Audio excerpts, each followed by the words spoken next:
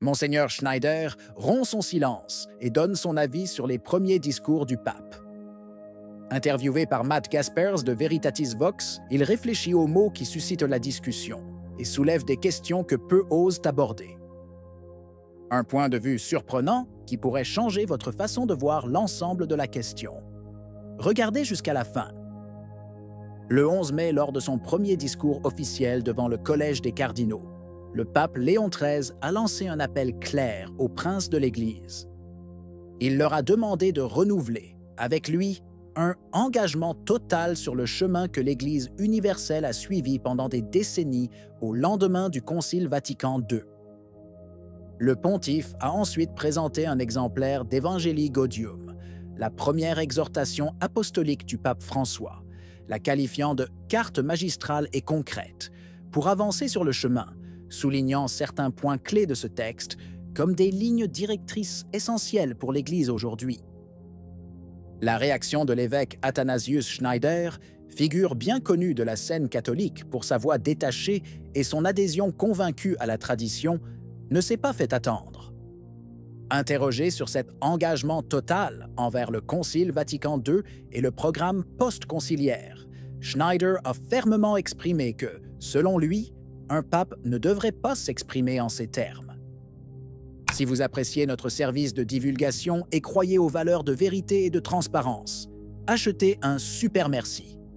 Chaque contenu nécessite engagement, étude et dévouement, et notre travail est entièrement autofinancé. Votre soutien nous aide à poursuivre cette mission. Merci de tout mon cœur. Selon le prélat, le premier véritable engagement de tout pape, évêque et disciple du Christ, doit être orienté vers l'évangile de Jésus, et non vers un concile en tant que tel. Il a rappelé que le concile, par sa nature, n'est qu'un acte du magistère, qui à son tour, comme le rappelle Vatican II lui-même, n'est pas au-dessus de la tradition ou de la parole de Dieu, mais leur est soumis et à leur service. L'évêque a ensuite observé qu'il n'a jamais été courant dans l'histoire de l'Église qu'un pontife inaugure son pontificat par un acte public de fidélité à un concile spécifique. Il a cité comme exemple le Concile de Nicée, infiniment plus pertinent que Vatican II d'un point de vue dogmatique, mais jamais élevé à un point de référence aussi absolu par les papes de l'époque.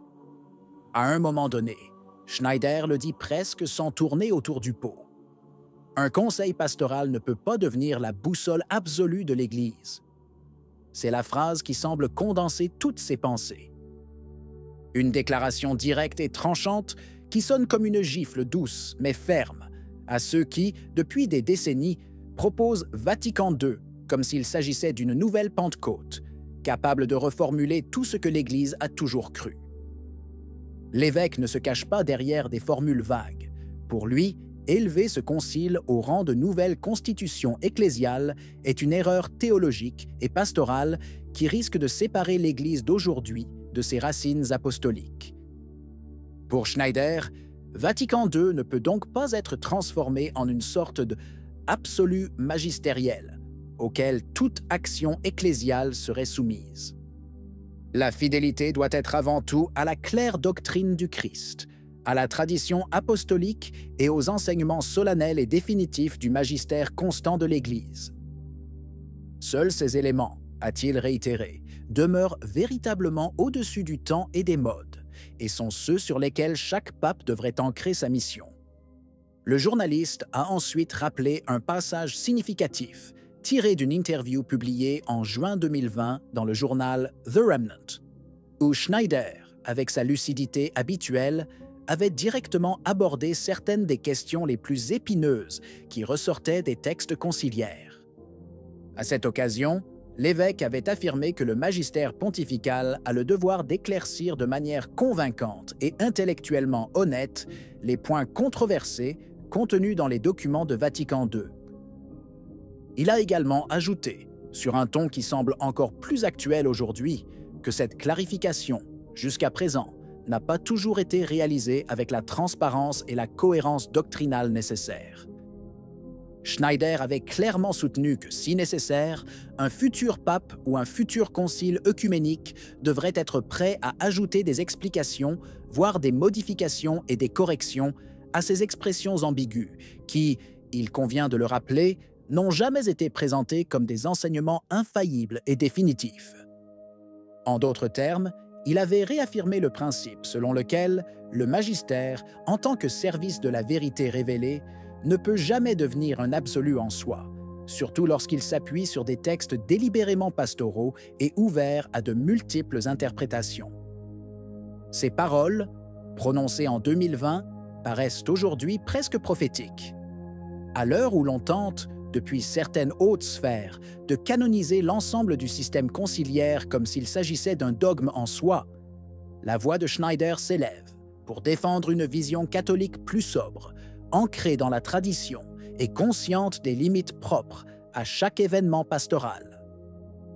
Selon lui, prendre chaque mot de Vatican II comme contraignant revient à déformer le véritable sens du magistère, qui n'est pas l'émanation des stratégies ecclésiales du moment, mais la transmission fidèle de ce qui a été révélé une fois pour toutes. La réflexion de Mösinger-Schneider s'inscrit dans un contexte ecclésial de plus en plus polarisé, dans lequel la fidélité à la tradition est souvent opposée, non sans forcer, à l'obéissance au magistère récent.